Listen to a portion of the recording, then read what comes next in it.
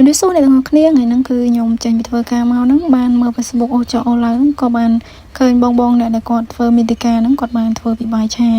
បៀបឆារបស់គាត់គឺទំនងខ្លាំងមែនតើអញ្ចឹងហើយគឺខ្ញុំមកធ្វើតាមគាត់អ្នកទាំងអស់គ្នានេះដោយសារតែខ្ញុំថតកាត់ដែរតែអ្នកទាំងអស់គ្នាប៉ុន្តែខ្ញុំអាចនិយាយរៀបរាប់ប្រាប់ឲ្យបងប្អូនទាំងអស់គ្នាស្រួលយល់ហើយនឹងដឹងបានខ្លះដែរជាដំបូងគឺយើងច្បាច់បាយរបស់យើងហ្នឹងឲ្យវារីអញ្ចឹងហើយយើងគោះពងមាន់ដាក់ទៅអ្នកទាំងអស់គ្នាយើងកុំដាក់ពងទាអីដោយសារតែយើងខ្លាចឆ្អាបពងមាន់វាអត់សូវឆ្អាបដូចពងទាទេអ្នកទាំងអស់គ្នាពងទាឆ្អាបខ្លាំងណាស់អញ្ចឹងបើយើងដាក់ពងទាទៅខ្លាចហូរអត់កើតហើយបន្ទាប់ពីដាក់ពងមាន់ហើយគឺខ្ញុំច្បល់វាជាមួយបាយហ្នឹងហើយយើងមានគ្រឿងក្រៅយើងដូចជាបកាដូចជាប្រហិតឬក៏អ្នកទាំងអស់គ្នាចង់ដាក់ជាបន្លែជាអីក៏បានដែរប៉ុន្តែខ្ញុំបន្លែខ្ញុំដាក់ពីលើបាយអញ្ចឹងខ្ញុំមិនដាក់ជាមួយបាយទេដោយសារតែខ្ញុំអត់មានការ៉ុតបន្ទាប់ពីលាយបន្លែឬក៏សាច់ប្រហិតហើយនឹងបង្គានឹងហើយឲ្យអ្នកទាំងអស់គ្នាកុំភ្លេចដាក់គ្រឿងក្រៅស្ករអំបិលវាចេញរលីទៅតាមចំណង់ចំណូលចិត្តដែលអ្នកទាំងអស់គ្នាចូលចិត្តអញ្ចឹងណា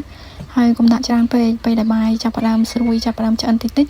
យើងឆ្លៀតបន្ថែមជាមួយនឹងទឹកស៊ីអ៊ីវតិចទៀតឲ្យមានរសជាតិកាន់តែឆ្ងាញ់អ្នកទាំងអស់គ្នាអូហ្នឹងហើយខ្ញុំភ្លេចប្រាប់អ្នកទាំងអស់គ្នាថាមុននឹងដាក់បាយចូលហ្នឹងយើងដាក់ខ្ទះឲ្យក្តៅហើយយើងចាក់ខ្លាញ់ចូលបន្តិចដែរអញ្ចឹងអ្នកទាំងអស់គ្នាហើយសម្រាប់បាយឆារបស់យើងគឺយើងចំណាយពេលយូរដែរអ្នកទាំងអស់គ្នាប្រហែលជា10ទៅ20នាទីដែរដើម្បីឲ្យសាច់ពងមាន់ដែលនៅជាប់បាយយើងហ្នឹងវាស្ងួតជាប់នឹងសាច់បាយរបស់យើងហើយពេលដែលយើងញ៉ាំទៅគឺវាមានរសជាតិស្រួយឆ្ងាញ់អញ្ចឹងហើយសម្រាប់វីដេអូបាយឆារបស់យើងក៏បានឈានចូលមកដល់ទីបញ្ចប់ហើយអ្នកទាំងអស់គ្នា